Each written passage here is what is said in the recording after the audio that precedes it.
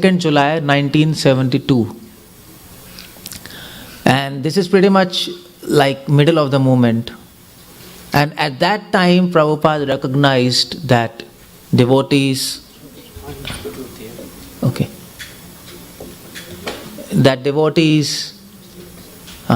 working. That devotees are not reading Prabhupada books or they are becoming lax. So Prabhupada said to his devotees, let us concentrate on training devotees. Now see the word training there? That's very important. It's not reading, it's training. And the difference between training and reading is when you read systematically and scrutinizingly, then that knowledge settles in your mind. And that is called training. When you read with a view to preach, that is called training.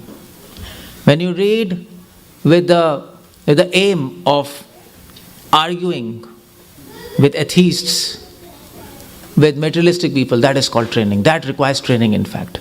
Narottam Das Thakur, he was a great acharya, and he went to Vrindavan to Jiva Goswami, and Jiva Goswami told Narottam Das Thakur, actually Jiva Goswami said that Narottam Das Thakur has to be trained. Now, has to be trained. So what do you mean by that? Jiva Goswami taught him 𝗙𝗶𝗹𝗪𝗏𝗪, philosophy. So even if you are a very elevated devotee like Narottam Das Thakur, you need training in philosophy to argue with people, to preach and to have a systematic body of knowledge in your mind.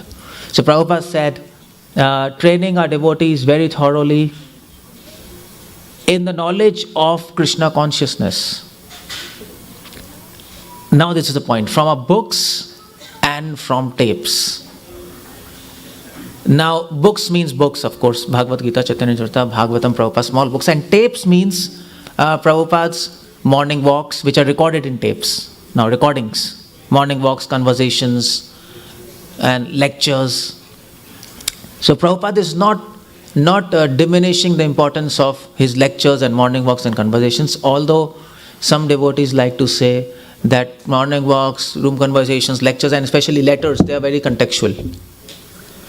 Like they're spoken to person in particular circumstance, so that's not so reliable, and books are so reliable, but that doesn't make any sense because BBT has published all these letters, books of letters and morning walks, letters especially, and transcriptions of lectures also, probably it's there.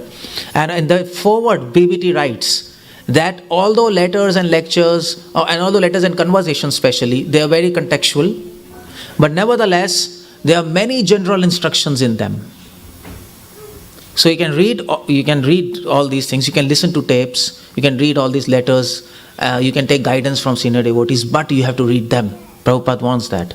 That's Prabhupada's standing order. And you learn many things. For example, when Mataji, she asked Prabhupada, that's a famous letter, she asked Prabhupada, how should we take care of 𝗙𝚢?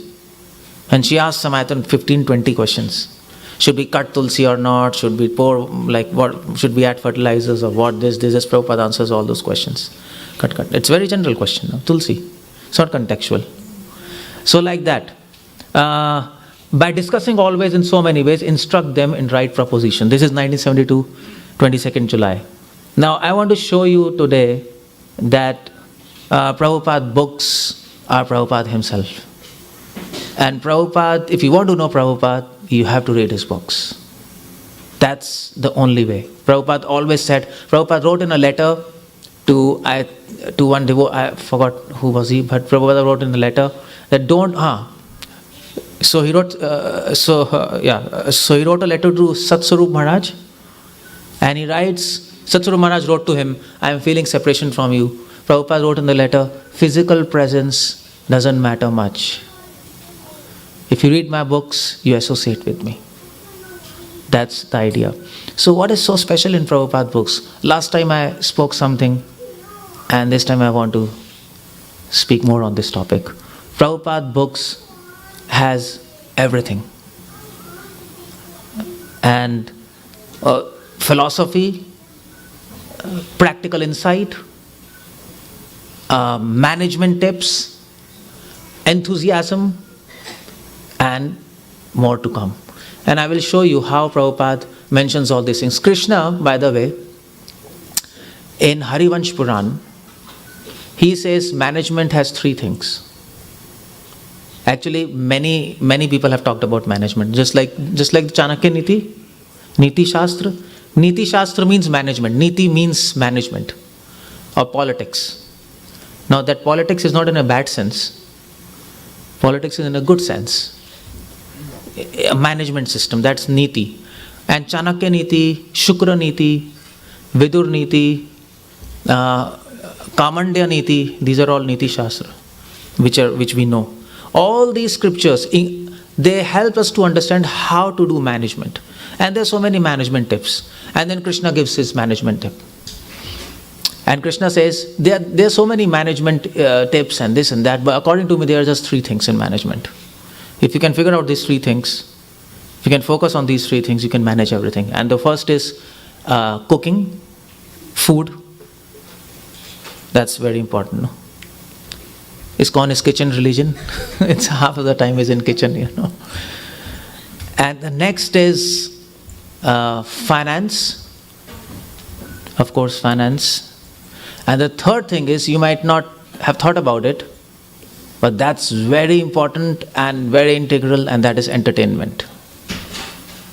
And Krishna says the three departments are must. There are many subsidiary departments, but these three are must. Finance and food, that should be under direct supervision of the leader. There are some leaders, but he should focus on them personally. Finance and food, because finance, money is problem. So he has to himself focus on that. And food, if there's a lack of food, if there's lack of prasad, people will not be there. No? What do you do with? If you don't have people, whom will you manage? So food, especially, both of them. But entertainment, you can give it to somebody else. But that is very important, entertainment. And Prabhupada, he gave tips for all these three. Now I'll show you. Prabhupada was a perfect manager. And if you want to know what's management, how should we manage ISKCON, how should we manage our life? Everybody is a manager. Even mother is a manager. Isn't it? You have to manage your kids. Father is a manager. He has to manage family. So if you want to learn how to manage, you can read Prabhupada letters. And Prabhupada gives so many tips and hints. I'll show you how Prabhupada gives tips on management. All these three sectors. On Prasadam, Prabhupada says so many things, no? Isn't it? On finance, Prabhupada speaks so many things to his GBCs. And on entertainment, that is Kirtanam, how to do Kirtanam, how much to do, and all these things. I'll talk about it. So Prabhupada Books is giving insight into everything, every department of life. Okay, how does he do that? Let me show you now. Okay, here is another thing I told last time, but this is some other insight. Srila Prabhupada have the essence of all previous acharyas. Now acharyas, I mean to say our sampradaya. So our sampradaya is called Madhva, Brahma Madhva, Gaudiya Sampradaya. And these are the prominent acharyas. Prabhupada, like Madhvacharya, Prabhupada, Bhaktivedanta, Gaur Kishore Das Babaji, and Bhaktivedanta Thakur. And then 𝗪 Goswamis, of course. But these are, now our acharyas are divided into two portions. One is Vartaman Acharya, one is Purvarti Acharya. Present Acharya and past Acharya. In present Acharya are Prabhupada, Bhaktivedanta, Gaur Kishore Babaji, Bhaktivedanta Thakur. And in the past Acharyas, Purvarti Acharyas, there are 𝗪 Goswamis. Rupa, Sanatan, and Narottam Das Thakur, and all these things. There's a line. You see, there's a division. So present teachers and past teachers. And these are the present teachers, 4. And others are past teachers. Now why there's a division like that? Because if you read the instructions of past teachers, if you read the instruction of Rupa Goswami, 𝗪 Goswami, Vishwanath, Narottam Das Thakur, past teachers, without the knowledge, without the instructions given by present teachers, you will get confused. That's the idea. So we have to first read the instructions given by Vartaman Acharya, present teachers. We have to look to past teachers through present teachers. Otherwise, we get confused. We start interpreting them by our own insight. But what interpretation they have given, that's a perfect. They understand them more than us. You see the point? So that's why present acharyas are important. And Prabhupada books have a sense of all our present acharyas. Now how it is, I'll show you. This is Bhaktivedanta Thakur. This Chaitanya Charitamrita, 9th chapter, 51st verse. Oh, we can't see here. Bhaktivedanta Thakur. This is Prabhupada book, Chaitanya Charitamrita, Adi Leela, 9th chapter, 51 verse, purport. This is the essence of Bhaktivedanta Thakur's teaching. Now you can read all books of Bhaktivedanta Thakur. You read Harinam Chintamani, Bhajan 𝗪𝗪𝗪, 𝗪𝗪𝗪, what's that? 𝗪𝗪𝗪𝗪𝗪𝗪𝗪𝗪𝗪, and many of the books you don't know because that's in Sanskrit, 𝗪𝗪𝗪𝗪𝗪𝗪𝗪. And then Tattva, Amnaya Sutra, Tattva Sutra. So many books he has written. Around 100 books he has written. If you read all of them, this is the essence. So you can read all of the Bhaktivedanta Thakur books, that's best. But if you are not able to read, if you can just understand this, you get the idea what he wants to say. And you don't miss Bhaktivedanta Thakur. You see the point? You don't miss him. And what he says, this is, Prabhupada is writing, Chaitanya Prabhupada writes, tear will fill his eyes. He will be unable to chant the Maha Mantra distinctly. And his heart will throb in ecstasy. Bhaktivedanta Thakur's whole life was oriented and aimed at helping us to chant the holy names. That's what his all teachings are all about. He always talked about holy names, how to chant them offenselessly, what's the result of chanting holy names. He was emphasizing on chanting. If you have read his books, no, chanting. His all books are on that. And Prabhupada summarizes his teaching. Prabhupada says, Bhaktivedanta Thakur says, Bhaktivedanta Thakur has written a book, Sharanagati. If you know, there are many songs.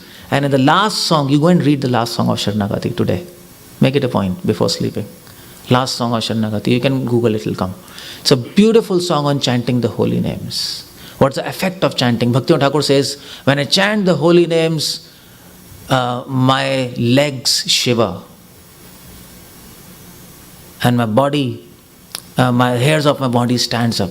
I cannot stand on the floor. And my mind is not under my control. My pen stops. And holy name takes control of me. That's Bhaktivedanta Thakur. You see, Prabhupada writes the same thing. Prabhupada says, when you chant, what will happen? Tears will fill your eyes. You will be unable to chant Maha Mantra distinctly. So, that's the idea. When you are unable to chant, that's a perfection of life. That's one thing. So tomorrow you come tell Prabhu, we couldn't finish our rounds. Okay, Lord. But that is Chaitanya Mahaprabhu's voice used to choke when he used to chant. That's the idea, no? When you are in holy name and holy name is in you. And Chaitanya Mahaprabhu, Chaitanya Charitamrita says, Chaitanya Mahaprabhu in the night he used to say Hare, in the morning he used to say Krishna. Whole night he was struggling to complete Hare Krishna mantra. But he couldn't do that because his voice was choking. And he was becoming unconscious. Then he used to get up, then again become unconscious. Then he used to get up, then again. This is the effect of chanting. And I will give a seminar on holy name on the 3rd day, by the way. I'll talk more about that. And your heart will throb. The idea is, Bhaktivedanta Thakur says, and Prabhupada is summarizing his philosophy, when you chant holy names, the effect will not be just your effect, the effect of chanting will not just come in your mind, but it will also manifest on your physical body. That's called as ecstasy, no? Isn't it? So just like a boy sees the girl, his mind is disturbed, but then the effect starts coming in his body, he starts thinking more. He's out of his control, So that way, your mind and body is affected. Sri Chaitanya Prabhu says one should not imitate this. Now this is Bhaktivinoda Thakur. Bhaktivinoda Thakur talked about holy name, he talked about trance, he talked about effects of holy name, but he also talked about warning against Sahajism. You see, he talked about that. Prabhupada writes there, Bhaktivinoda Thakur. Mahaprabhu says that one should not imitate this, but should long for the day to come when the symptoms of trance will appear automatically in his body. So one should long for the day when these symptoms should appear in his body. That is trance. Trance means when your voice, when your heart, that is your feelings, and when your intentions are in one line, then that is trance. That thoughts, feelings and words. But now it doesn't happen for us. No, words are, okay, Hare Krishna, words are there for Krishna, but then thoughts are somewhere, feelings are somewhere. No, it's like haywire, So that's trance. When all three are in one line, then these things happen. This is Bhaktivinoda Thakur's. And Prabhupada says one should long for the day. One should long for the day when tears will come in our eyes. Now, here's a question. I'll answer this question in detail on the third day, but just for some quick puzzle. Why one should long for the day when his eyes will fill of tear and his heart will throb in ecstasy? Why? Why should we long for that day? Why a devotee should long? That tears should come in our eyes. My heart should throb in ecstasy. Why? Huh? Yeah, somebody can say something like, otherwise it's like a graveyard, Huh? For what? No, but that's what. Why? Why you should long for the day that tears should come in your eyes, heart should throb, my body should shiver? Why? What's the point of that? In fact, when your body shivers, when the tears come in the eyes of gopis pray to Krishna, Krishna, stop these tears. We can't see you. Because at that point, there will be so much pain that you are longing for that love. No, I'm saying now why a devotee should long for this platform. At that point, even if you die, Krishna will take care of you. So you achieved a stage where That's the natural position. For the pleasure of Krishna. For the pleasure of Krishna, yeah, but that's a universal answer, no? That will fit in any question. No, that's what I'm saying. Why? Okay. Can you qualify your answer? Yeah. Love is like you cannot live without the beloved, and so at that time, your tears is one symptom which is saying that how much you measure with love. Yeah, we long for these symptoms because just as a disease has a symptom, no? Love is a disease, by the way. Chaitanya Mahaprabhu says that. Love is a disease and it is contagious also. That's the most contagious disease in this world, even more than AIDS and love. And love is a disease and there are symptoms of this disease. And the symptom of love is these. No? Symptom of a disease is fever. So symptom of love is this. So devotee is not longing exactly for these symptoms. Devotee is longing for love. You see the idea? If Krishna gives you love and he says, I'll give you love but on one condition. There will be no tears in your eyes for millions of lives. Will you accept? Of course, who wants tears? You want love. But because love accompanies these symptoms, that is why a devotee wants these symptoms. And that is why when tears appear in the eyes of gopis, they have love. Due to love, tears appear in the eyes, and because they can't see Krishna because of the tears, gopis says, I don't want these tears. I want to get rid of these tears. No, Nectar of Devotion, Prabhupada says that example. So one devotee, that Darok, I think he was fanning Krishna and his hands start shaking. That's one of the symptoms. But then he says, no, Krishna, I don't want my hands to shake because my service is getting. So idea is not to have these symptoms per se. Idea is to have love.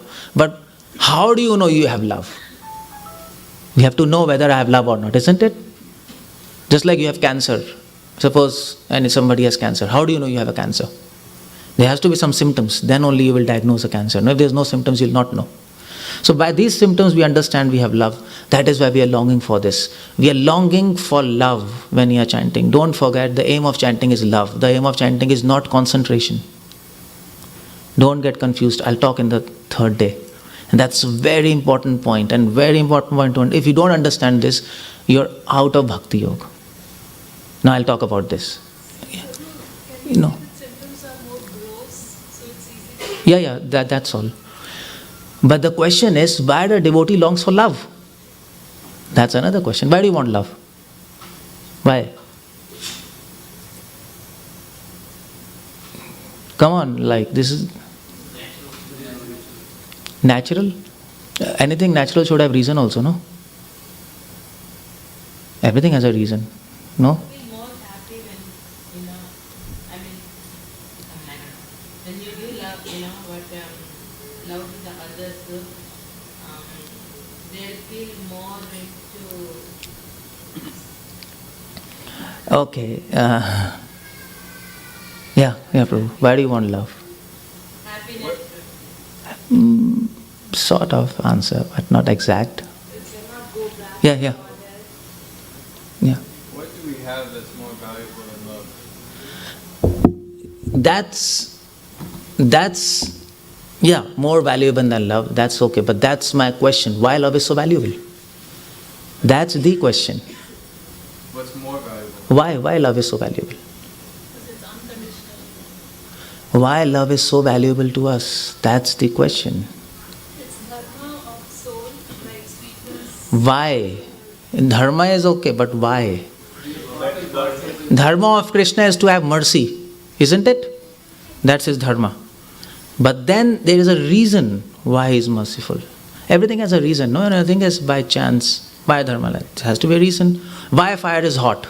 You say the dharma of fire is heat. But then there's a reason why fire is hot. And Upanishad says why fire is hot.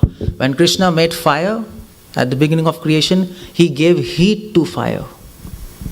And why? Because that heat of fire is a passion of love in his heart. Now that's when he does creation, it's like this. He gives all his qualities to all these elements. He gives the quality of satisfaction and peace in his heart to water. And that's why water is so, it flows. And when you sit beside the river, you feel peace, you see. He gives the quality of magnanimity to sky. And that's why sky is so broad, clear, and such a big thing, infinite. And he gives a quality of his passion of love to fire. That's why fire is hot, because love is hot. It's a fraction of his passion of love he gives to fire, and fire becomes hot. So there's a reason. You see the point? So what's the reason? Why do we want love? That's my question. And you have to know that, because our goal is love. If your goal is love, I don't know. If you remember that. Because Krishna wants specifically, if you don't have love, you cannot go back to God. And you need to have the prema to go back to God. Why? That's again question. Why? That you are saying how we'll go. That's why I'm asking why.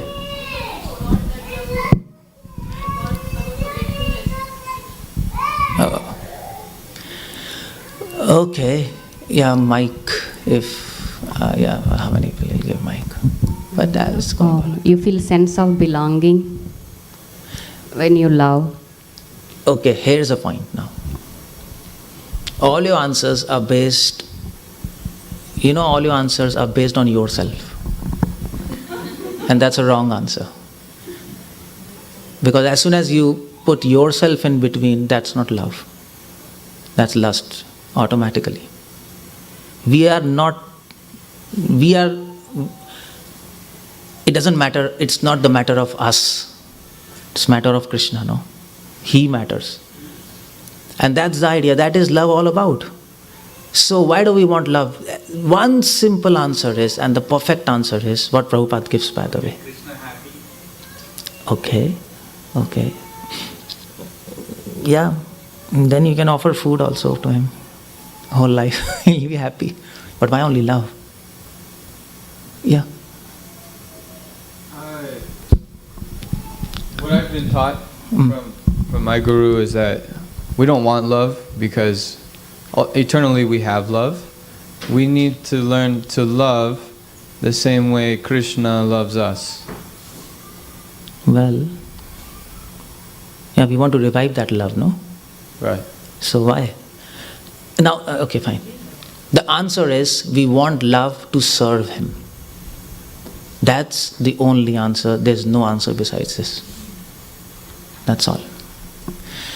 Because without love, you cannot serve Him 24 hours, isn't it? Without love, it's a struggle. Our whole existence is service. That's a goal. We are servant, and that's a goal, service. Nothing besides service. Now, because we have to serve Him 24 hours, and we want to do that, 𝗙𝗲𝗪𝗀𝗀𝗀𝗀 𝗪𝗲𝗪, we have to fulfill the orders of God 24 hours. Without love, this cannot happen. And that's why we want to love. Love will help us. Love will nourish our service. We don't want love for love's sake. If you want love for love's sake, that is lust. And that's what all your answers are like that. Love for love's sake, because you are in the center. And that's the problem there. You see the point? You see the point? That is why Prabhupada says service is reward of service. Last time I told you. Prabhupada, one of the letters light. That is the entire teaching of Ramanuja. Service is reward of service. When you serve, the reward is service. But then, when Krishna has to give you the reward of service, and Krishna has to give you the strength to serve Him, isn't it? You serve this much, then Krishna gives you strength to serve this much, isn't it? If you serve this much, then Krishna gives you strength to serve this much. And what's that strength? That strength, other name of that strength is love. Nothing else. 100% mercy is love. When Krishna gives mercy, mercy gets translated in us as love. If you understand what I mean by translation. You know translation? When Krishna gives mercy, and when it enters our heart, it changes the form and it changes into love. So, this is Bhaktivedanta. You see, such deep Prabhupada statements are. It's not easy. There's just 2 statements of Prabhupada. So when you read Prabhupada books, think what Prabhupada is saying. Prabhupada is not writing just writing. He means something. So this is Bhaktivinoda Thakur essence. The essence of Bhakti Siddhanta's teachings are there in Prabhupada books.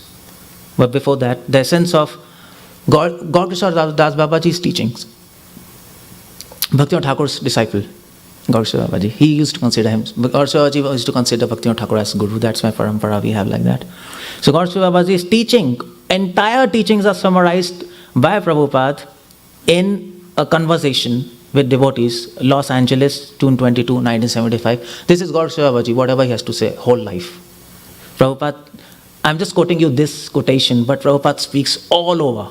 Prabhupada says, so when you are on spiritual platform, there is no material, nidra, hara, vihara, kadi, vichitau. Then you conquer over even our prime necessities of life, eating, sleeping, mating, defense. The prime necessities, the primary necessities you don't require. You will sleep less, you will eat less, there's no need of mating, very less. So lesser you become, that means spiritual. Bhakti pareshanu bhava viraktiranyatha. Your spiritual advancement means you become reluctant, disgusted with this eating, sleeping, and no more. Finish. This is Gaur-Kishore Das Babaji, by the way. Gaur-Kishore Das Babaji once entered Ganges, and after 40 days he came out. He was inside Ganges. And then he came out and he told his disciples, I didn't find Krishna there. That's something miracle, that's something different. But the idea is, Prabhupada always said in his letters, the mark of spiritual advancement is you will sleep less, eat less. Your bodily necessities will go down. But that will go down spontaneously. Artificially, you should not do all these things. You'll become sick. But the idea is, when you advance, Prabhupada says in the last line, spiritual advancement means you become reluctant and disgusted. You will sleep, you will eat, but not with relish. And you will know in your heart, when you sleep, I am wasting my time. Isn't it? You will become disgusted by eating, sleeping, defending these. You have to do this because you need your body to live. But at the same time, the feeling is of disgust. Feeling is not of pleasure. We don't want this, but nevertheless we have to do this to make this machine running. And that's what 𝗪𝗲 Babaji is all about. So we have a epithet, we have a title of 𝗪𝗲 Babaji. We say, no, 𝗪साक्षात् वैराग्य मूर्ति. You know this mantra? 𝗪साक्षात् वैराग्य मूर्ति. He was an emblem of renunciation. And he just taught this. And Prabhupada writes in his books, he writes in letters to his disciples, yes, save time. Ultimately, time matters. If you go back to Godhead, and if you don't go back to Godhead, just one thing will matter, time. That's all, nothing else. There's no difference between brahmacharya ashram and grihastha ashram except time. Isn't it? What's the difference? You have the same books, we have the same books. You have same body, we have same body. You have same mind, we have same mind. Everything is same. You have same blood, I have same blood. The difference is, you have less time, I have more time. That's the idea. That's it. That's the whole idea. That is why grihasthas, they are advised to go for vanprasth, isn't it? After certain age, Prabhupada said no. Prabhupada said in his Bhagavatam, after 50 years one should leave his house. Like husband and wife, they can go to dham and stay after 50 years. So children grow up, they are settled, and then you leave. And then why this injunction is there? So that now you save time and serve. Or you become full-time, whatever it is. You can be anywhere near the temple also and extend your full-time services there. That's equal, So that's the idea. Prabhupada, 𝗪𝗲 Babaji always focused on saving time. Prabhupada slept 1 hour. You know this, no? Prabhupada used to sleep for 1 hour, sometimes even not that. And sometimes they ask Prabhupada, how do you sleep so less? Prabhupada says, practice. It's practice. So, yeah, you increase your devotion, slowly we'll overcome all these things. You know why? Because Ayurveda says there are 4 ways to reduce your sleep. 4 ways. Now one is fasting. Fasting? You all know fasting. You know fasting, no, all of you? I don't think so, because 𝗪𝗏𝗪𝗃 you don't fast. It's like something else. You're eating on 𝗪𝗏𝗪𝗃. That's not fasting, by the way. Fasting means real fasting, not eating food. Like in Kartik, you might have taken vows, no? Some devotees, eating once or something. Many devotees takes maybe only fruits or something. So fasting, eating less, eating minimal, or no eating, whatever. So fasting. By fasting, sleep reduces. That's why 𝗪𝗏𝗪𝗃 you should eat less, because idea is to sleep less and take out more time to chant and read. The idea is that. Idea is not to eat kutu and that's not the idea. That you find some alternatives and eat. No, that's the bad idea. Then you miss the point of 𝗪𝗏𝗪𝗃. You see, if you want to follow that rule, if you want to, in 𝗪𝗏𝗪𝗃 I'll not eat an, I'll eat food which is non-an, like kutu and sabudana, whatever, or quinoa you eat in America. So I will eat that. But then the idea is, if you're focused on eating food, on changing food, then there are so many rules. Then you have to follow Hari Bhakti Vilas.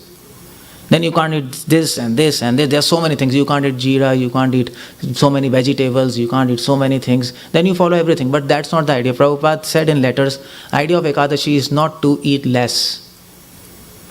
The idea of 𝗪𝗏𝗪𝗃 is not to follow all these rules, regulations of eating food. Idea of 𝗪𝗏𝗪𝗃 is to eat less and sleep less and save time. That's the idea. So, and that is why 𝗪𝗏𝗪𝗃 food is there. 𝗪𝗏𝗪𝗃 food will not induce sleep, isn't it? It's light, no? That's why. But if you eat so much, then you will again you lose the thing, So, that's how it goes. Please save time.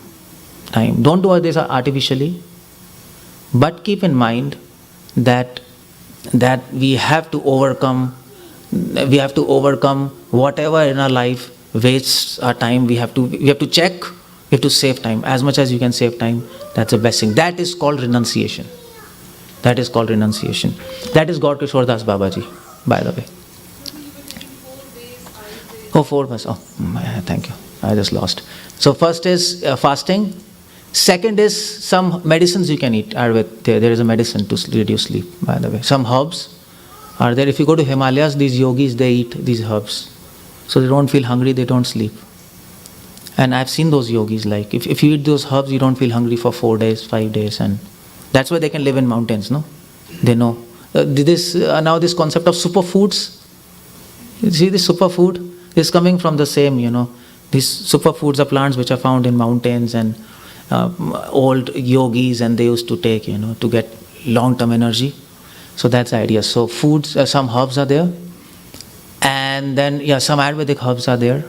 Like if you eat ashwagandha for a period of time, you can overcome sleep and you can have a lot of energy also. Ashwagandha, you know ashwagandha, no? Yes, so there are capsules if you start eating. It helps. Okay, and the third thing is to reduce sleep is fear. Isn't it? If you have fear, your sleep is out, isn't it? If you get a call, today I'll shoot you, you'll not sleep. What's happening? You'll not sleep. So, fear. And the fourth thing is fear or anxiety. That's how. Anxiety, actually. The word is anxiety. Chinta. And the fourth is, actually 3 things. Fourth you forgot. 3 things. You write 3 things for reducing sleep. So, so the idea is, the fourth is of course pain, if you want to write. If you pain, you can't sleep, no? Should the Prabhupada practice? What?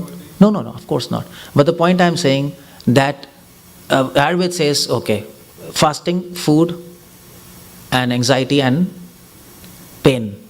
Now the point is, Prabhupada said that there's something called a spiritual anxiety.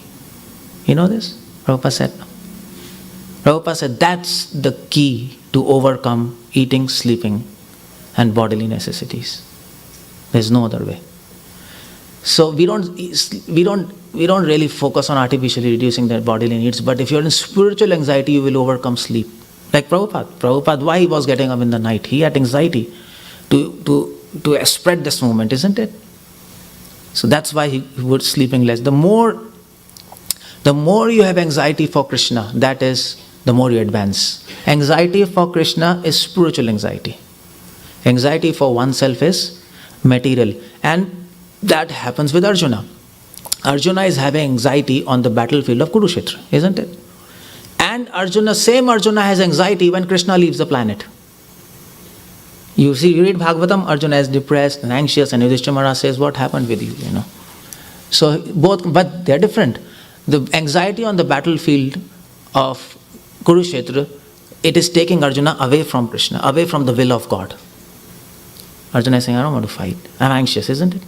But the anxiety which Arjuna is feeling after Krishna disappears, it takes him closer to Krishna. It helps, it increases his love for Krishna. It nurtures his love. So that's spiritual anxiety. And that's very important.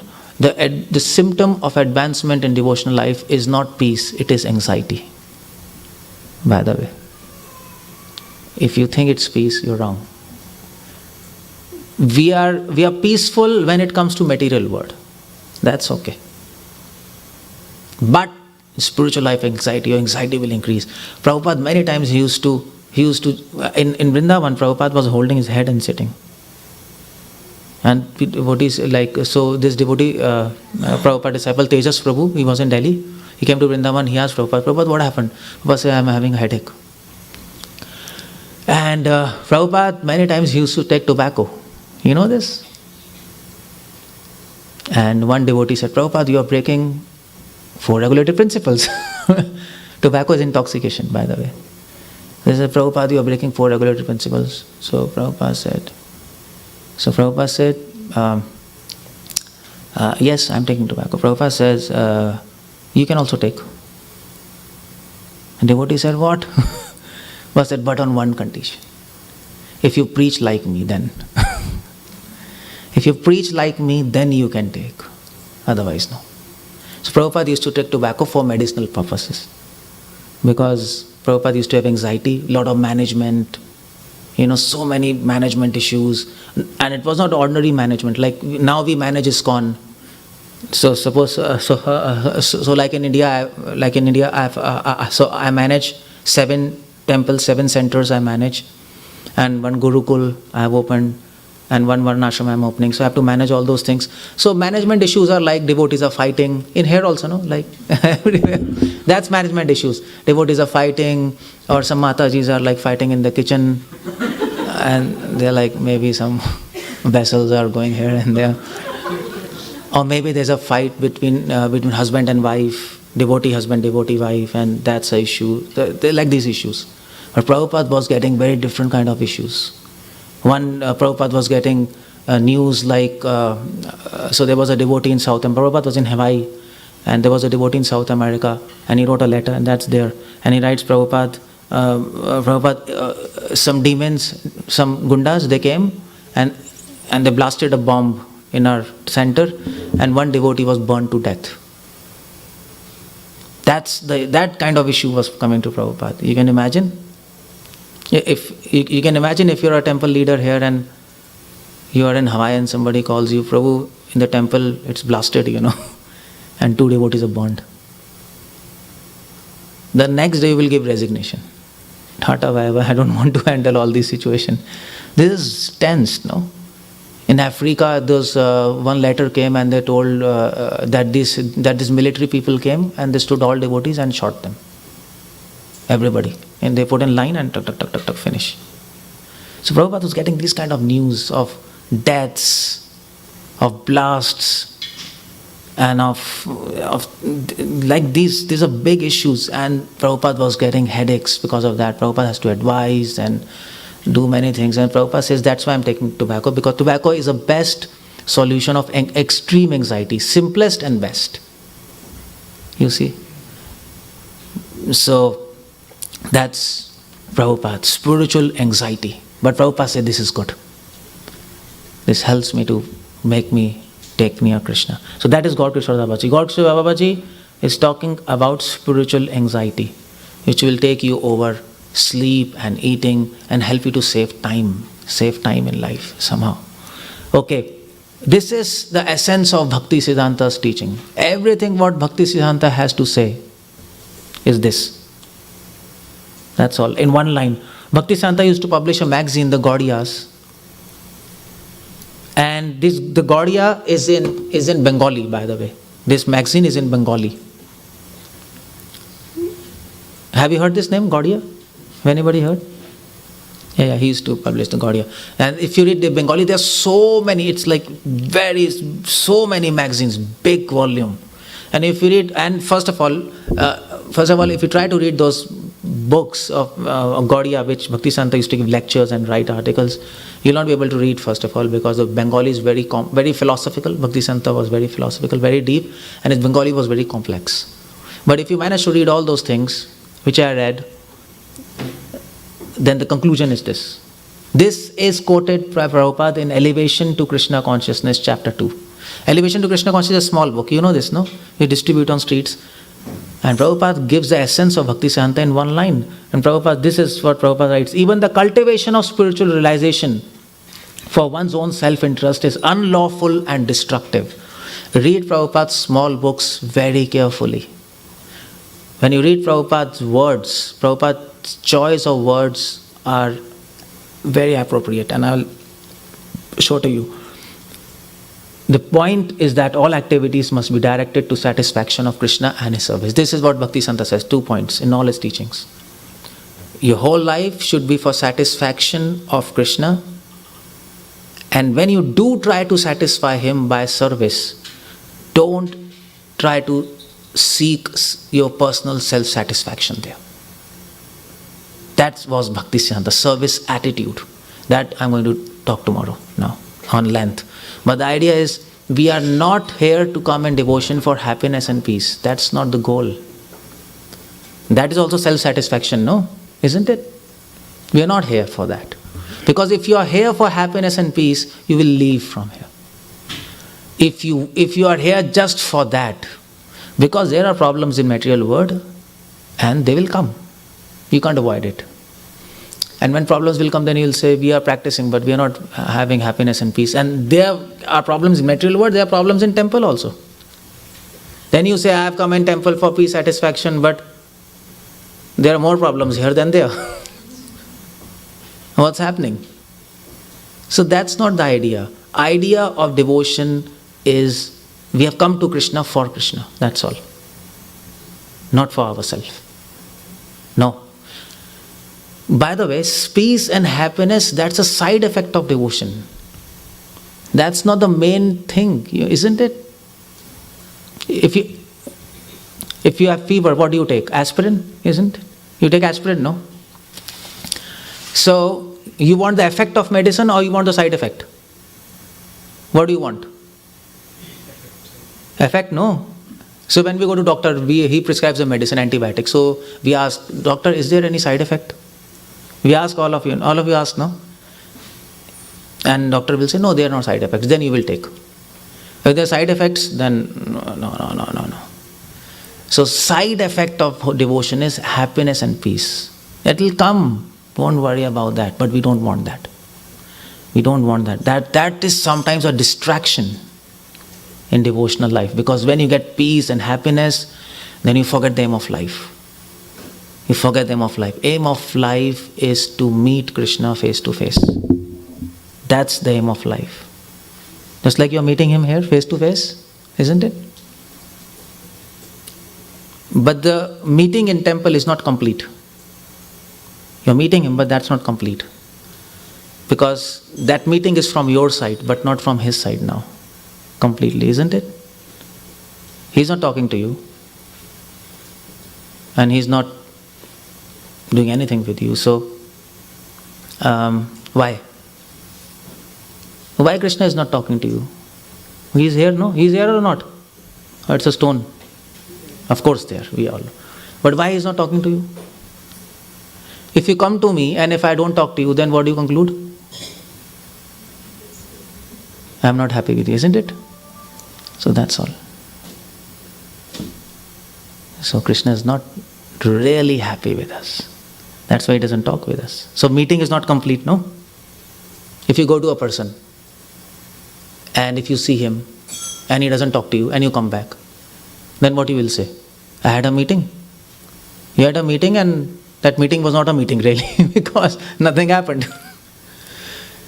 So that's the idea there. The idea is if we have a tinge of self-satisfaction, Krishna will not reveal himself to you face to face. Your meeting will not be complete 100%.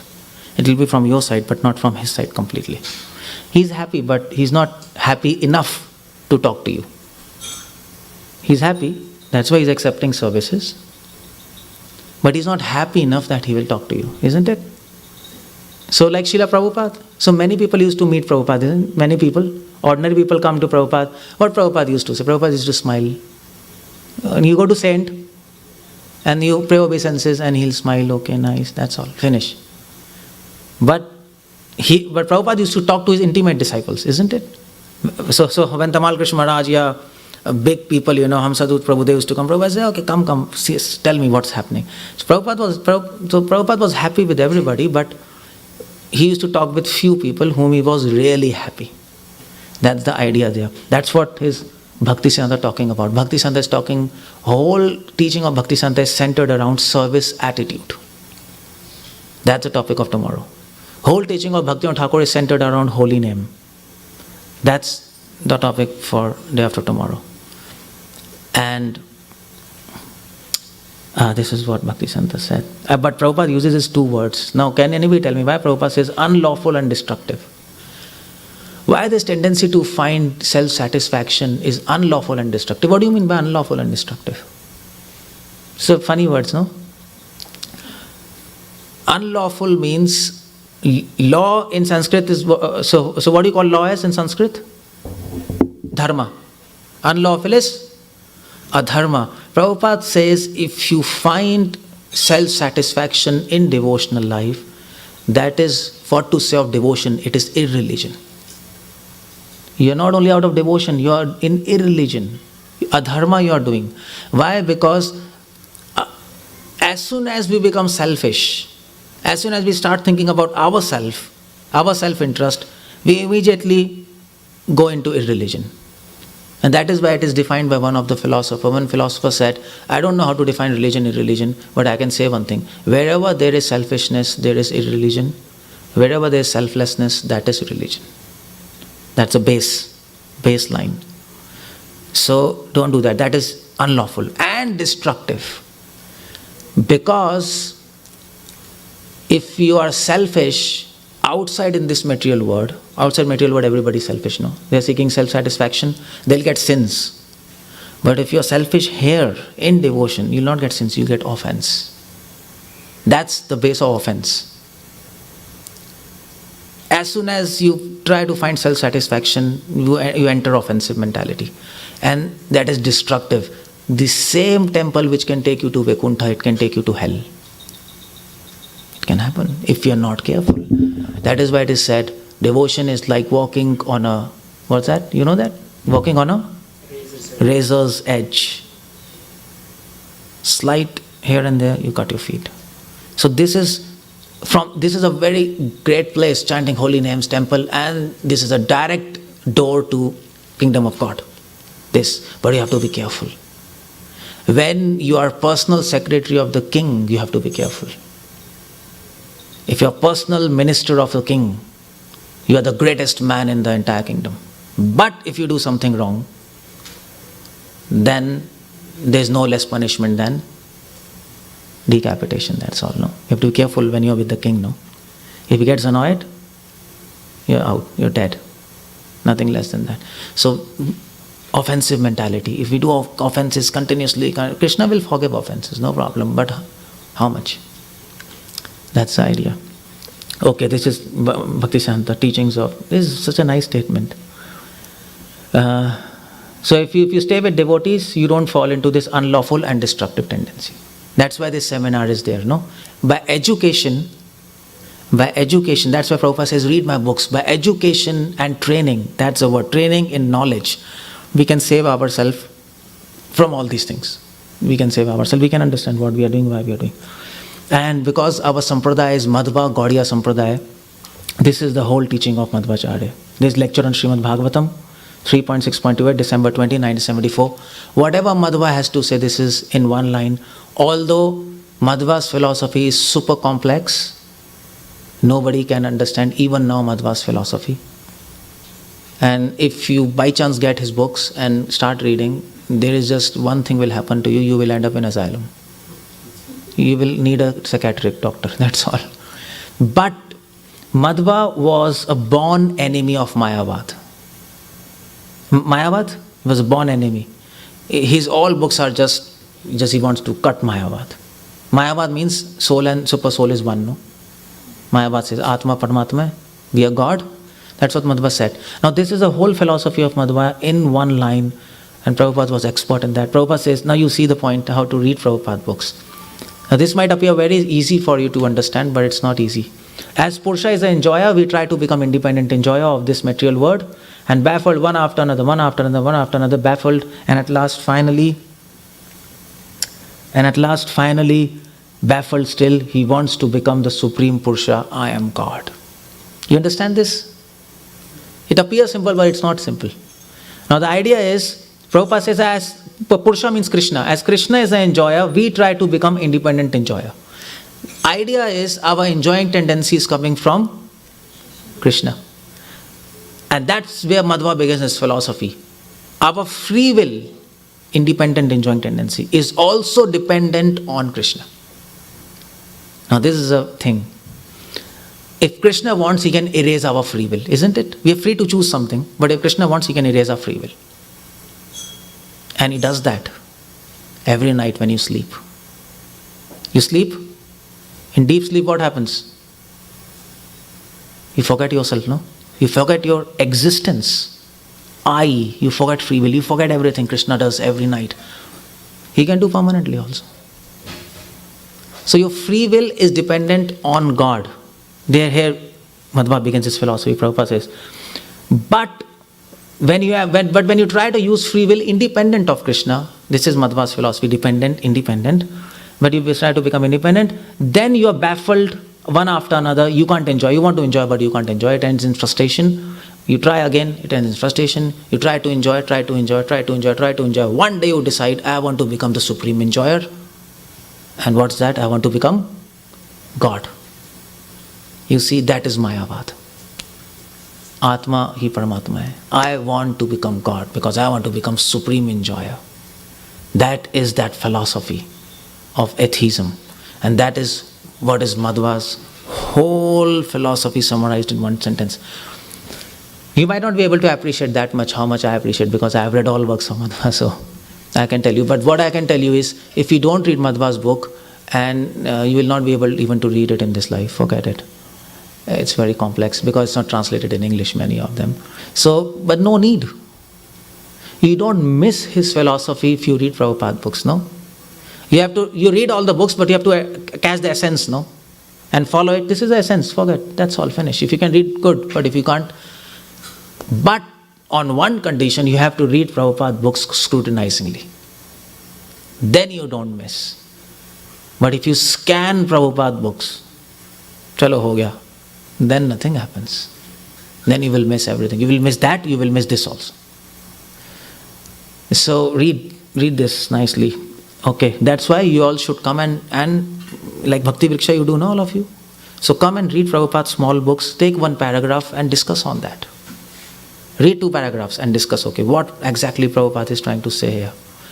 And when you discuss on Prabhupada books some paragraphs, don't try to find answers, try to find questions. That's a trick. Don't try to find answers, try to find questions there. Okay, why Prabhupada is saying like this? Why does Prabhupada say like this? What is the connection between this and this? You see the point? When you raise questions, then answers will come. But if you're trying to find answers already to some of your questions, you will miss the point. Okay, and the answer to my question answer is not there, so go ahead. You are understanding my point? Okay, why Prabhupada says as Purusha is an enjoyer, we try to become independent enjoyer. Okay, why? That's the point, why? Why? Ask why. And then you can go in the depth of Prabhupada books. If you can't figure it out, ask somebody. Ask some senior devotees. And there is answer for everything. Okay, this is Madhva Sampradaya. So this is how Prabhupada books have essence of all teachings. Prabhupada books have practical insight. Now I'll go a little fast and you focus. Prabhupada books have practical insight. This is letter to Nayana Abhiram, Bombay 4 April 1971. Prabhupada says, if you can make good propaganda, then everyone will become attracted to Krishna consciousness. That is our vision. Prabhupada is the first acharya to use this word propaganda. All other acharyas use the word preaching, prachar. But Prabhupada goes one step beyond propaganda. There's a difference between propaganda and preaching, isn't it? This is preaching, what I'm doing. People come, I give class. But propaganda is something different. Propaganda is Prabhupada's disciples were doing. Prabhupada, when he did Pandal program in Juhu, India, Prabhupada came back and all were Western disciples. What they did, they made a balloon.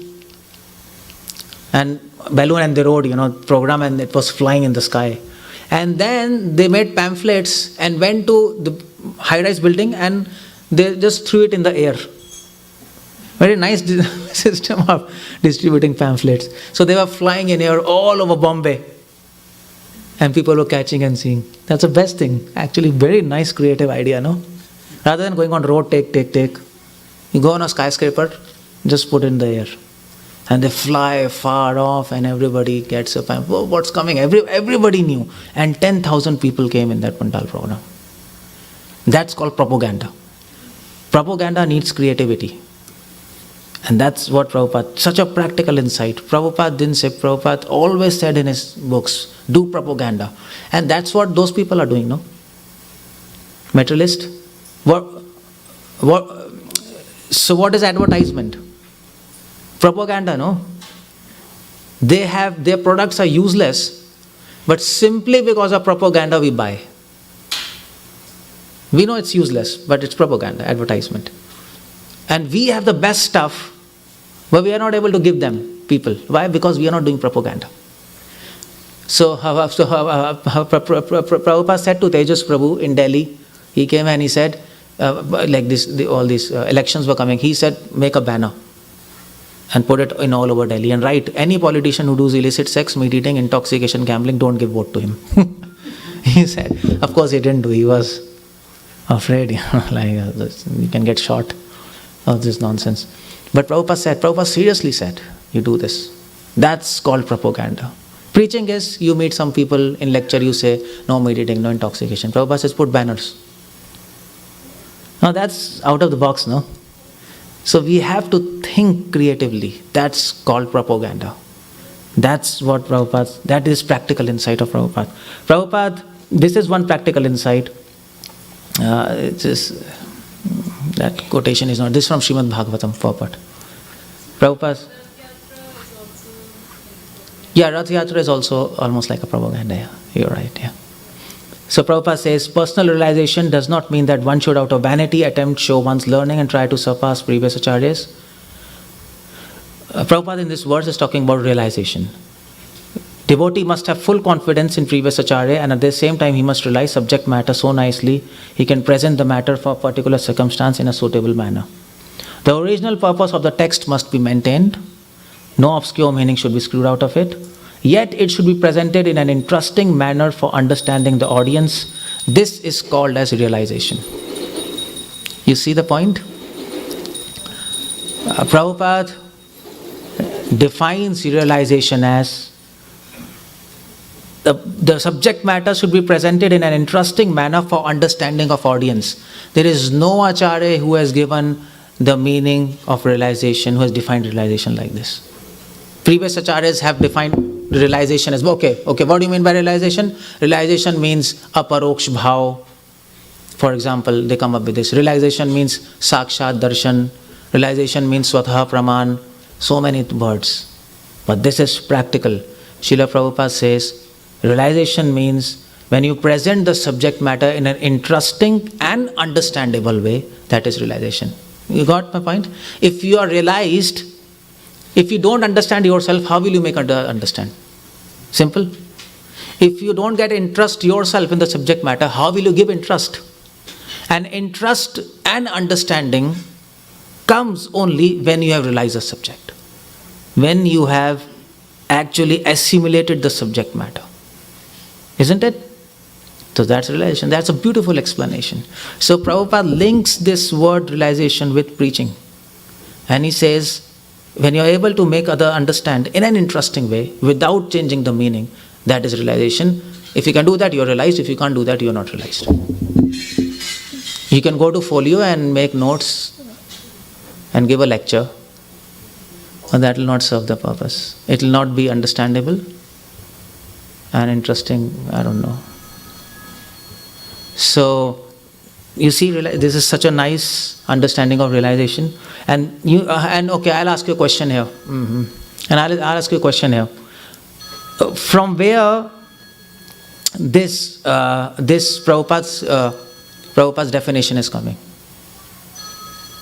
Now what's happening? Can we stop it?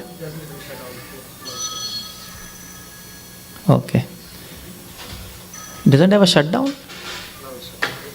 Oh, okay. What is the verse in Bhagavad Gita according to which Prabhupada is defining realization? From where does Prabhupada get this definition of realization? Anybody can tell. And realization means when you can preach when you can preach in an interesting and understanding way, then we can understand that you're realized. You all understanding my point? All of you? Yes or not? Okay. Prabhupada doesn't speak anything from his own mind. From where he speaks this? Now you all know this when I'll tell you. But I want to tell you that you are like Karna. When time comes, you lose the Vidya. Application is different from theory. So you know theory. Many people might have done Bhakti Shastri also, but application is very different. This is application. This is Prabhupada. And this verse is, you all know, 𝗙cie𝗹𝗹𝗀. You heard this, no? Bodhihanta parasparam kathyantascha mam nityam Tushyanti-cha, Ramanti-cha. Tushyanti means satisfaction. Satisfaction comes from understanding. Okay? When you understand a subject matter, you become satisfied, isn't it? Yeah, I have understood. And Ramanti means enjoyment. And enjoyment means when you enjoy the subject matter, that means you have got interest. Isn't it? When you get interest, then you enjoy. So that is Tushyanti-cha, Ramanti-cha. That is realization. Simple. Kathyantascha mam nityam. Devotees exchange. They talk about Krishna. They exchange realizations. And what is realization? Tushyanti-cha, Ramanti-cha. It's right from Bhagavad Gita. That is the geniusness of Prabhupada books. This is, I think, from one of the lectures. Go in folio and see, because that quotation is not coming. It's like not there in the slide. One of the lectures of Prabhupada on Srimad Bhagavatam. The reference is, I can't see there. So, okay. Srila Prabhupada books have unstoppable enthusiasm. His Srimad Bhagavatam purport, Prabhupada says, if you read Prabhupada books, you will have unlimited enthusiasm to preach. Prabhupada says, devotee is never satisfied thinking this is the limit of my devotional service. The more he engages in service of Lord, the more service he wants to give. There is no Sunday in Krishna consciousness. That's what Bhaktivedanta said. This is Prabhupada. Prabhupada says in one of a lecture of Srimad Bhagavatam, Vrindavan, October 21, 1976. This is a beautiful lecture. 1976, end of moment, Prabhupada says. In material conditioned life, your aim is to how to satisfy our senses. And Krishna consciousness means you have to work in the same spirit and same vigor, but you have to satisfy Krishna. Just like those people are working like cats and dogs, whole night 24 hours, like that we have to work for Krishna. We can learn from them. Actually, we have to beat them. They are working 24 hours, we will work for 25 hours. That's what is devotee of Krishna. That is enthusiasm. Prabhupada says that is spiritual life, not that to become a lazy fellow. Prabhupada uses this word, fellow. Krishna conscious means as Krishna instructs you, you must be very, very busy 24 hours. That is Krishna consciousness, not to become a lazy fellow, eat and sleep. No. This is Prabhupada book. If you read any other Acharya's books, you will not find this. Or you will not find in such an impactful way. They also emphasize on enthusiasm, but it's not so impactful how Prabhupada puts it. So if you any time lack enthusiasm in your devotional life, the conclusion is you're not reading Prabhupada books. Full stop. That's all. That's all. Or you're not hearing his lectures or whatever. And if you want to bring enthusiasm back, read his books. Every line Prabhupada is inspiring and giving enthusiasm, no? Every line. That's the uniqueness of Prabhupada books. That is why people who read Acharya's books and don't read Prabhupada books, they are sitting in Vrindavan and eating and sleeping and doing their bhajan. They don't like to preach, no? It's like, and by reading Prabhupada books, Madhva Sampradaya Swamiji have started preaching. Sri Sampradaya Swami Chinnaji, he started preaching because of Prabhupada books. They have got this preaching mood by reading Prabhupada books. And they actually acknowledge that fact openly. It's not a hidden thing. Okay, Srila Prabhupada books have the fire of preaching. Srila Prabhupada books, which is morning walk, Prabhupada says preaching is difficult. You cannot take preaching easy. Preaching must be a fight. Preaching means fighting. Preaching is not just giving some lecture. No, preaching is fighting wrong philosophies. Preaching is fighting wrong ideas. Preaching is fighting misconceptions. Preaching is fighting speculations. Preaching is fighting assumptions. Preaching is fighting ignorance.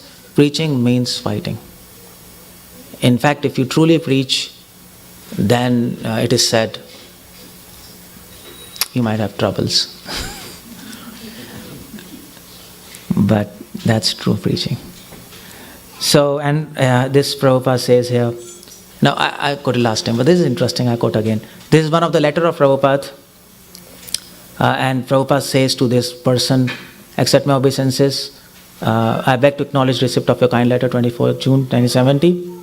I'm very glad to learn that your last responsibilities in family affairs are now discharged. Your 2 daughters are now married. That means this person is old person. Now in this ripe old age, you can devote yourself for spreading Krishna consciousness movement all over the world. You see this point?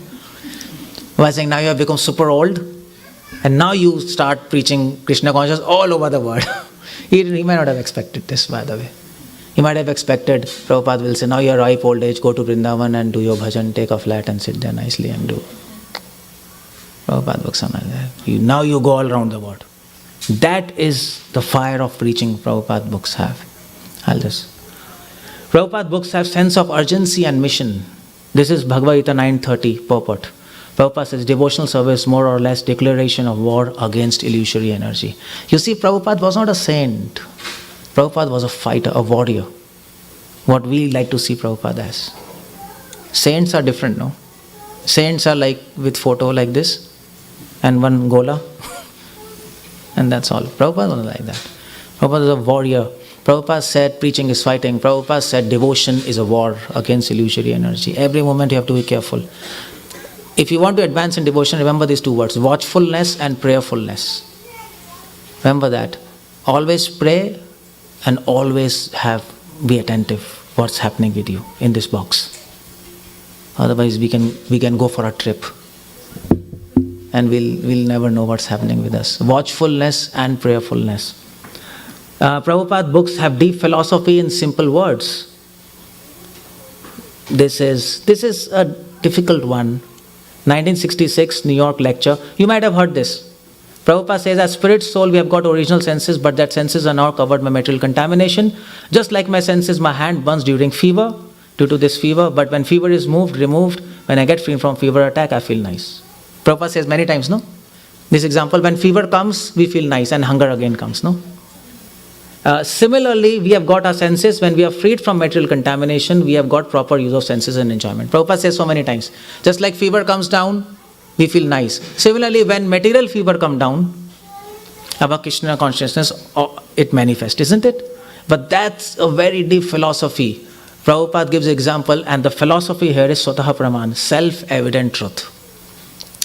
Now I give you this homework. Tomorrow you come and tell me what is self-evident truth. Now I'll go ahead, but try to figure out how this example is related to 𝗪𝗲 praman. This is a simple example but very deep. All Madhva's philosophy is based on this one point of self-evident truth. And Prabhupada puts in so simple words. When fever goes down, hunger comes. Similarly, when material fever goes down, Krishna consciousness is revived. This is a self-evident truth. I'll give you a hint. Prabhupada says, in Krishna consciousness, we don't need any certificate. Said that, no? Now there is a deep meaning to this. Tomorrow when you come, make me remember to explain this. But you please think about it tomorrow. I'll give you homework.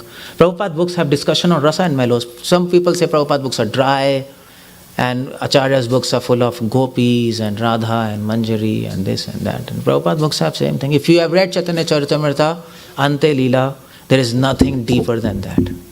Every purport of Ante Leela, Prabhupada mentions about Lalit Madhav, Vedakt Madhav, Jayadev Goswami. He quotes everything. You don't need to read any book. Prabhupada books have all mellows. What can be more deeper than Ante Leela, isn't it?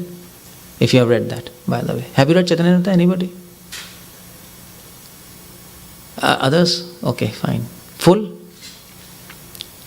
Well, please, before dying at least read once. Chaitanya Charitamrita. So people are not read. That's why people say Acharya's books and this. You can read those books, but Prabhupada books are the basis. Now here, this elevation to Krishna consciousness, Prabhupada says in chapter 5, small book, we should be more interested in worshipping Radharani. You see the point? People are leaving ISKCON and going to Gaudiya Math. That they are talking about Radharani, we are not talking, and Prabhupada says in small book. I am quoting small book, I am not quoting other books. Chaitanya Charitamrita and Prabhupada talks so much about. But says we should be more interested in worshipping Radha, for however fallen we may be. Somehow or other we can please her, we can easily understand Krishna. You don't need to go to Gaudiya Math. You don't need to read Vishwanath Chakravarti, Thakur, Jiva Goswami to understand you have to worship Radha. Prabhupada says in a small book. But Prabhupada qualifies it. What do you mean by worshipping Radha? Now that's the point. That they will not tell you. They'll tell you worshipping Radha means singing her bhajans. Now, so Radha Kripa Kataksh Stotra. I mean, I don't say everybody is wrong there, the other side of the line. But most people have no understanding what Prabhupada has, no? So Prabhupada says, what's the meaning of worshipping Radha? Prabhupada says, our philosophy is above all things, this letter to Hamsadut. Just like we prescribe to our students no illicit sex, no mating, no intoxication, no gambling, but they are not ends in themselves. 4 regulated principles will make you human and not a devotee. You start human life from there, that Prabhupada says in one of his lectures. But what's the goal? The real end is how to serve Krishna and sacrifice everything for him. This is worshipping Radha. Prabhupada says, Radha means service and sacrifice. That's what she did, no? All gopis, they sacrificed their family, they sacrificed their prestige to meet Krishna in the night. Like everybody in Vrindavan criticizing gopis, how they're leaving their house and going to meet Krishna. They sacrificed everything. For a female, her prestige is the most important thing, no? Chastity, but they left that. So, worshipping Radha means service and sacrifice. So, yes, we should be more interested in worshipping Radha than Krishna, but then what do you mean by worshipping Radha? Serve and sacrifice. Not just chanting bhajan and sitting in Vrindavan and sitting on Radha Kund and doing something. Service and sacrifice. Keep this in mind. And this service and sacrifice, that's also coming from Gita, from one verse. And tomorrow you tell me, this is another homework. Which verse of Bhagavad Gita Prabhupada is mentioning? And in this verse, there is gopis, there is Radha. So in Bhagavad Gita, there is Radha. And tomorrow I'll ask you and I'll tell you how Srimati Radharani is in Bhagavad Gita and from where this concept of service and sacrifice is coming. Prabhupada doesn't say anything without scriptural backing. That's as it is. You see, he doesn't speculate. That Prabhupada says, my success of my Krishna consciousness because I repeat it as it is. Okay, this is mellows. Prabhupada is giving vision in the first verse. What is a vision of mellows? And he's giving the means to achieve that vision, isn't it? Now people give the vision, Radharani's worship, you should worship Radharani more than Krishna. Okay, but how to do that? Don't know. But Prabhupada gives a means here. The real means, end or means, is to how to serve Krishna. In devotion, ends and means are one. So Prabhupada says, service and sacrifice, okay. And last, Prabhupada gives benevolent warnings. You know benevolent? What's the meaning of benevolent? Merciful. Prabhupada gives, benevolent also means komal. Komal, you understand? Yeah, he gives warning but in a soft way. Hard warnings in a soft way. That's how. Benevolent warnings, merciful warnings. Prabhupada gives instructions and warnings. And this is very important. This is for GBCs, by the way. And you can understand how Prabhupada... This is 1974, Geneva, June 4. This is a lecture, by the way. It's not... Prabhupada is speaking. He doesn't write in secret in letters. He just speaks. And he says that 12 men authorized to preach Krishna consciousness, Mahajans. So we have to follow. Mahajano Ennagata Sapanta. Therefore, we have created these GBCs. So they should be very responsible men. Otherwise, they will be punished. You know what is GBC, no? Here, some people don't know in India. Like top people of ISKCON, like sannyasis and leaders. They will be punished to become a Shudra. It's not necessary when you are sannyasi. Gurus, they are gurus, many GBCs. But they can become Shudra. Although Yamraj is a GBC, Prabhupada says Yamraj is a GBC. Prabhupada is like a different kind of vision. But he made a little mistake. And he was punished to become Shudra. You know this, no? Yamraj became Vidur. So there was a whole incident of this Rishi going to Yamraj, and Yamraj did a mistake in giving punishment, and the Rishi cursed Yamraj to become Vidur, become Shudra. He became a Shudra. He was punished to become, so those who are GBC, they should be very, very careful to administer business of ISKCON, otherwise they'll be punished. As the post is very great, similarly the punishment is also very great. This is a warning. Prabhupada doesn't give warning to new devotees. Prabhupada gives right to the top. Prabhupada doesn't shy away. He is a true spiritual master. He is Acharya. He wants to help everybody, Warning is good. This is a warning. This warning means it has not happened, isn't it? So you are forewarned. Hey, you don't commit mistakes. And Prabhupada is saying about GBCs. So anybody can fall down if you are not careful. Prabhupada gives warning to all devotees in Chaitanya Charitamrita Madhya Leela Prabhupada. Prabhupada says all devotees connected to Krishna consciousness movement must read all books that have been translated. This is Guru's order. If you don't do this, you will do offense against holy name. What's that? Guru Avagya. You know this? Guru Avagya? We chant daily, no? Finish. No understanding. Absolutely no understanding. Whatever Guru says, you can't delete, you can't add. This is Prabhupada's instructions in his books. Books means law. Isn't it? When you talk about letters and all those, people may argue, it's in letter, it's in that, contextual. This is in books, this will remain for 10,000 years. Prabhupada's standing order, you have to read all books, Chaitanyamritam, Srimad Bhagavatam, Bhagavad Gita and others. Others means small books and tapes, and otherwise after some time they will simply eat, sleep and fall down from their position. They will miss the opportunity to attain eternal blissful life of transcendental pleasure. Take out time, do something, ulta latak jao, books पढ़ लो. Do something. You have to do something. Call some devotees and tell, make me read. Do something. But you have to figure out the way to read all books before death. At least twice you should be reading. Once you don't understand anything. At least thrice. 3 times you should have done, Do something. Okay, and last days Prabhupada says, 1972, of all these books we have got and this is very important. Prabhupada warns not only devotees, Prabhupada also warns book distributors. We have got so many books, simply we make arrangement for selling, not for understanding, it will be simply materialistic. Both things should go on. Prabhupada says if you simply sell the books, if you don't understand, it is a materialistic activity. Now, okay, when people are new, and when they are new and when they sell the books, Krishna will help them because they are new. I mean to say, you can't read all books in one day, no? So when you are new, you distribute books, it's very nice.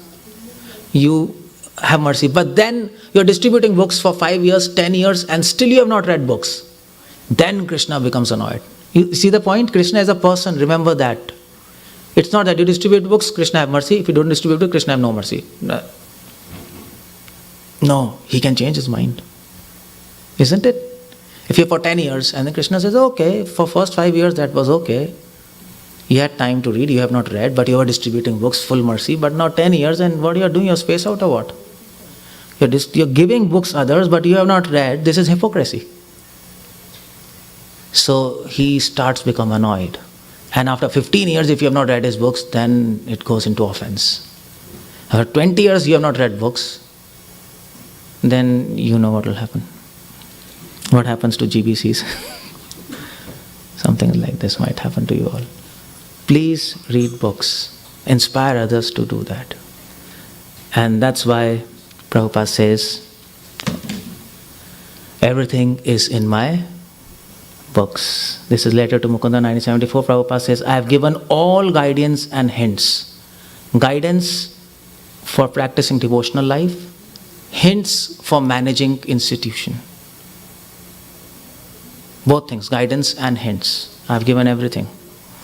And it is described all in my books. Now it is up to you. Please keep our principles firmly and everything will come out successful. Jai Srila Prabhupada. Hare Krishna. Srila Prabhupada ki Jai. Thank you very much. Just a minute, all of you.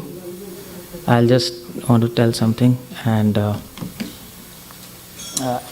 if anybody wanted to ask questions, they can ask me afterwards. I don't know what's the plan. But before that, I just wanted to say something for the viewers who are there on the video also. These are some of my pen drives which I have, which have all these lectures. Where is that?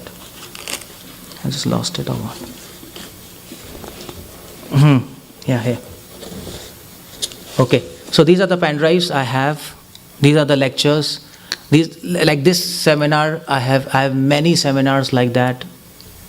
This is English and Hindi, both.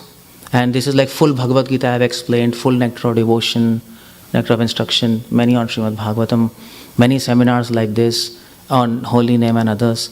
So this is 200 hours of lectures and 12 hours of video. You can put in your car, keep on hearing, and then share. Then you can ask me questions. I have a mail here. So you can, if anybody wants this, you can have this, because I can't tell you everything. I can keep on speaking but you don't have time. I also don't have time. So you can have these pen drives. If anybody wants, you can have. If you don't have cash, I can swipe also. People don't have cash. Already some devotees have already taken. And again, thank you very much. This is in English and Hindi both. I think last year I came, I gave pen drive, but this is different. So So those are different lectures. Meanwhile, 1 year, I was speaking more. These are very different things. So anybody wants, you can have this both in English, Hindi. Hare Krishna, and thank you very much again. Hare Krishna. Okay.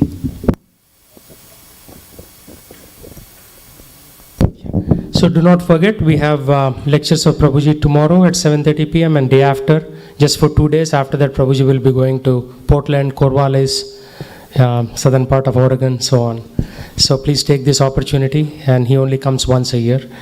And we'll have the pen drives here, so come by, take them with a